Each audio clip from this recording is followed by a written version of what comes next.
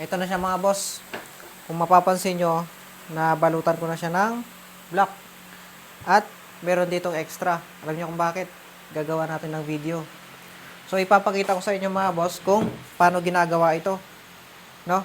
Hindi man tayo eksperto dito. At actually ngayon lang ako nakapaggawa ng ganito nung nakapagbalot ng leather. Pwedeng gamitin yung mga ordinary na leather mga boss kapag plain lang. Yung walang masyadong kanto-kanto. Pwede yon. Pero pag ganito na may butas, kanyang kaliliit, is gagamit kayo ng Montero na leather. Maganda yun mga boss. So dito mga boss, papakita ko sa inyo kung paano ginagawa ito. So manood kayo mga boss kung paano gagawin. Una mga boss, lagyan natin ng ng ganito Yan yung result niya. Yan. Tapos cross. Tapos paganyanin nyo lang. Huwag nyo susobrahan mga boss kasi pagka nabitin yan, wala na. Tapos gagamit kayo ng heat gun. Huwag kayong gumamit ng blower. Bakit? Ang bagal nun. So gagamit kayo ng heat gun mga boss.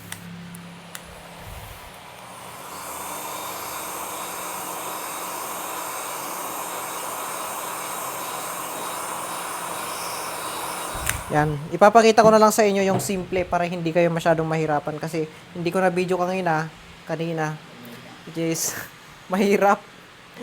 Mahirap siya mga boss actually. Actually? Yan. Pag wala kayong heat gun mga boss, hindi kayo makakapagganito. Kailangan may heat gun talaga kayo. Yan. Tapos lulubog nyo lang. Tapos ayun na. Yan. Hahatakin nyo yan mga boss. Dapat malakas kayo. Tapos gagamit kayo ng Inco. Inco. Powered by Inco. Gun tacker mga boss.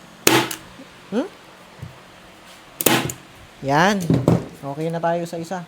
Tapos kapag medyo kapos, pansin yung kapos siya mga boss, is sugatan nyo lang ulit para malambot. Huwag lang sobrang mga boss Tapos heat gun ulit para lumambot.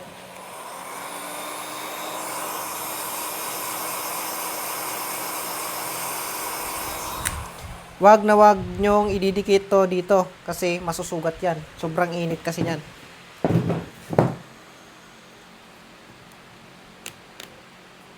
Yep. Yan. Yan muna. Bali, gagawa muna tayo ng para pantay. Kabilaan, kantuhan.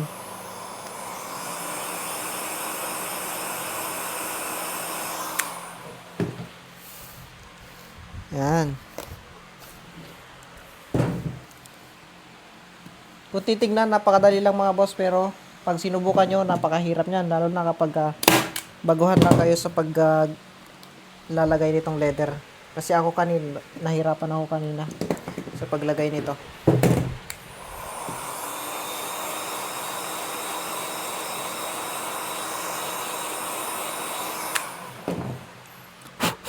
Kapag mainit, wag nyo muna hahawakan kasi yung fingerprint nyo matala. Mababakat. Bawasan nyo lang kapag sobrang tigas.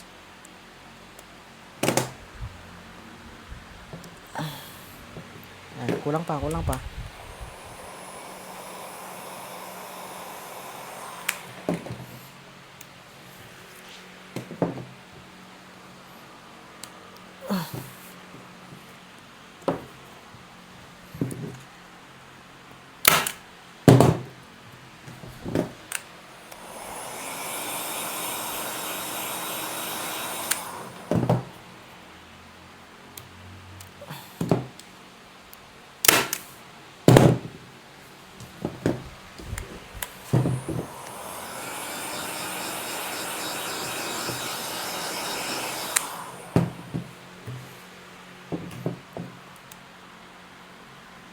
Yep.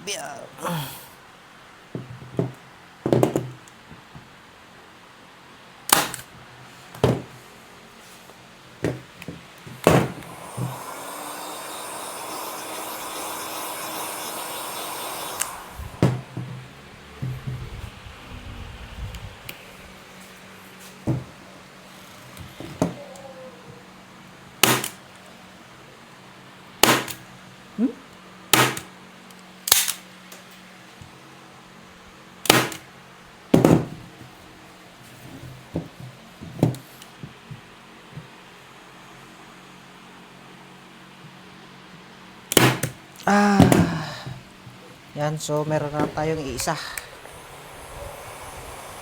Huwag nyo masyadong initin mga boss kasi baka mapunit. Lalo na kapag yung ordinary ang ginamit yung leather, napupunit siya agad pag hinila nyo na mainit.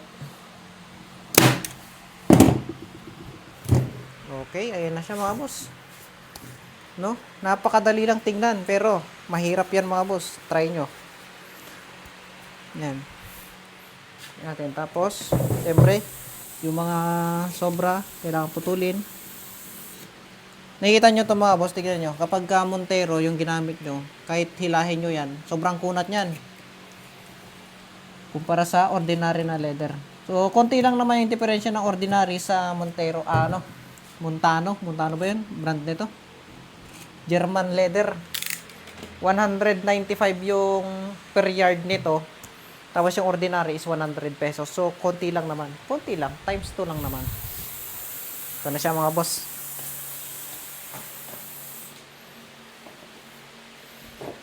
Yan. Siguro ito, babalutan ko ng white. Ayan na siya. Try natin yung kurang ito Twitter.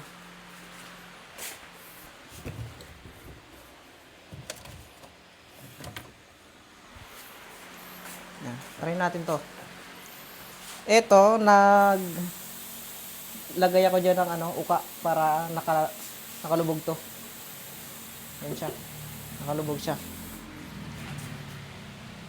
Tapos, Twitter natin. Yun, oh. Isa sentro lang natin yan. Yan. Di ba? Napakaangas. So, ilagay natin yung 4 para maangas.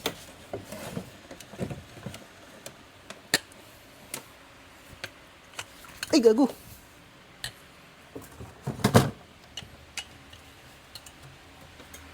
Yan. Saka ko na lang isa-send yung mga link nito mga boss kapag kumpleto na para mabilis na lang para sa inyo ang mag-order kasi sobrang dami nito.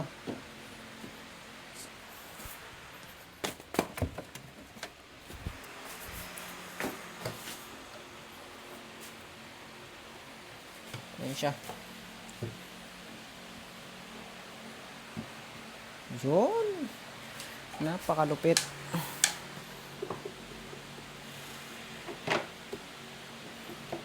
Bale ito, nilagyan ko talaga ng allowance yan para kapag naglagay ka ng leather dyan is fit na fit siya.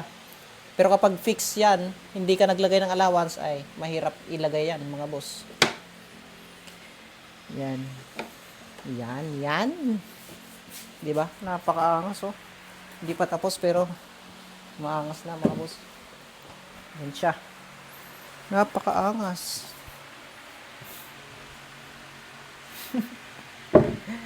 Yan lang mga boss. So, sana may natutunan kayo sa tutorial natin for tonight.